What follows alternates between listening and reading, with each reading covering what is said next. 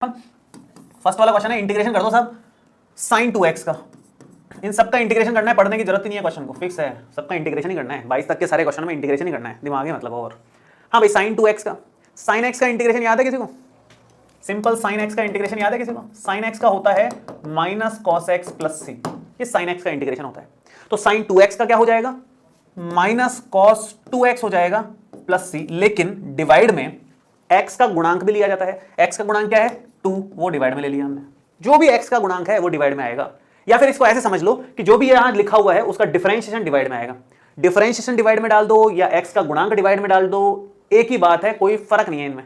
ठीक है, आगे बढ़ते हैं। पहला क्वेश्चन समाप्त, बेहद आसान था, इससे आसान तो क्या ही लोगे मतलब, है ना। सेकंड है cos 3x, इंटीग्रेशन करना है साहब cos 3x का।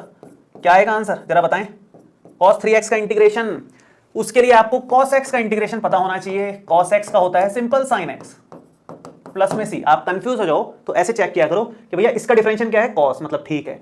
cos का डिफरेंशियल माइनस साइन होता है तो माइनस cos x का प्लस साइन हो जाएगा, मतलब ठीक है। उल्टा करके देख लिया करो फटाफट से, अगर कंफ्यूज हो तो। ये फटाफट से करने का एक बढ़िया तरीका है, रिवर्स करके चेक कर लिया कि इसका डिफरेंशियल यही है क्या। बाकी कभी कभी थोड़े बहुत कंफ्यूजन हो जाता है, आप टेंशन मत लेना, प्रैक्टिस करेंगे तो आपको याद हो जाएगा अपने आप ही। cos 3x का इसकी तरह sin 3x हो जाएगा, sin 3x, लेकिन बटे में x का जो गुणांक है वो डिवाइड में आएगा, या कह लो कि इसका डिफरेंशिएशन जो है 3x का 3 वो डिवाइड में आएगा, और प्लस में c तो हमें लगाना ही है, उसमें तो कोई सोचने की जरूरत नहीं मतलब, है ना। मैं इसको इस तरह से कर देता हूँ, छोटे छोटे क्वेश्चन है, सीधी लाइन में ले लेते हैं, फटाफट ही हो जाएंगे, दिमाग ही ज़्यादा नहीं लगाना पड़ेगा। नेक्स्ट क्वेश्चन पे आते हैं। थर्ड नंबर क्वेश्चन देखिए आप। थर्ड नंबर क्वेश्चन तो सबसे आसान, e की पावर 2x है भाई। e की पावर का इंटीग्रेशन तो आपको याद ही होगा, e की पावर का तो सबको याद रहता है यार, e की पावर का e की पावर ही होता है e की पावर 2x का e की पावर 2x हो जाएगा इंटीग्रेशन। डिफरेंशिएशन भी यही होता है, इंटीग्रेशन भी यही होता है, बस डिफरेंशिएशन में पावर का डिफरेंशिएशन करके ऊपर लिखना होता है या नीचे लिखना है। 2x का डिफरेंशिएशन 2 डिवाइड में आ गया, या फिर दूसरे शब्दों में इसको ऐसे कह सकते हो कि x का जो गुणांक है वो डिवाइड में आ गया, और प्लस में हमने क्या लगा दिया? c लगा दिया। तो ये हमारा थर्ड क्वेश्चन भी कंप्लीट हो गया। फोर्थ क्वेश्चन पे आ जाए फटाफट से। हाँ आसान है ये भी, बता देता हूं पहले। चलो इसको पहले साइड करते हैं, फिर फोर्थ वाले क्वेश्चन पे आते हैं फटाफट आराम से, और फटाफट ही आराम से, दोनों में से एक ही काम हो सकते हैं। चलिए फोर्थ वाला, एक एक लाइन के थे इसलिए मैंने एक साथ ही ले लिए थे। ये ax प्लस बी की पावर 2, ये भी बड़ा आसान है। अब इसको करने के दो तरीके हैं। एक तरीका तो यह है कि x प्लस वाई का होल स्क्वायर खोल लो पहले शांति से, और फिर इसका डिफरेंशिएशन कर दो। लेकिन हम क्यों खोलें फालतू इसका इतना लंबा, ये तो रैखिक फलन ही है, x की घात अंदर के अंदर 1 दे रखी है, तो हमें कोई दिक्कत ही नहीं है। हमें तो ये एक तरीके से x की घात n वाले तरीके से हो जाएगा। x की घात n का इंटीग्रेशन आपको याद होगा, x की घात n प्लस 1 बटे n प्लस 1 होता है। या आपके रेफरेंस के लिए अभी शुरू में मैं फॉर्मुलेज लिखूंगा, जब तक आपको याद नहीं हो जाए। 7.1 प्रश्नावली में तो मैं लिख दूंगा, क्योंकि जनरली इतना जल्दी याद नहीं होता है कभी कभी, लेकिन 7.1 के एंड तक तो कम से कम आपको इतनी प्रैक्टिस कर लेनी चाहिए फॉर्मुलेज की भी, बार बार लिख करके, कि वो रट जाए, आगे नहीं बार बार लिखना पड़े मुझे, है ना। ये थोड़ा सा आप लोग ध्यान रखें।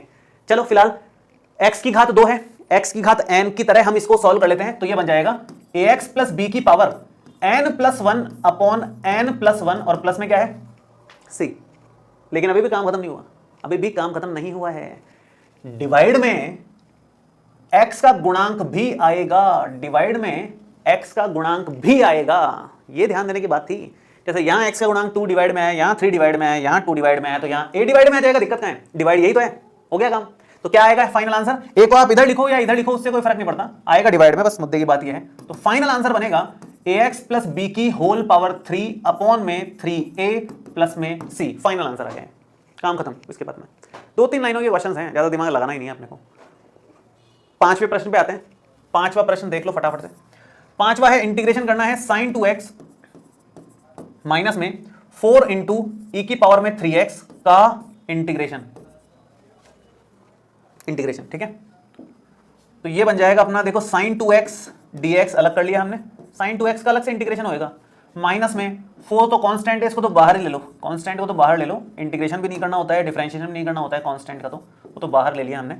तो इसका अलग से कर देंगे, इसका अलग से कर देंगे, 4 अपनी जगह पर एज इट इज है ना। एक स्टेप लिख दिया, क्योंकि अभी अपना इतना फास्ट करने की हैबिट नहीं है, बाद में तो आपकी यह हैबिट हो जाएगी कि इनको तो लिखोगे नहीं आप लोग, मतलब 2-4 प्रश्नावलियां करने के बाद इतनी हैबिट आप लोगों की खुद की हो जाएगी कि लिखोगे नहीं आप लोग, ओरली करोगे इतने क्वेश्चंस तो, है ना।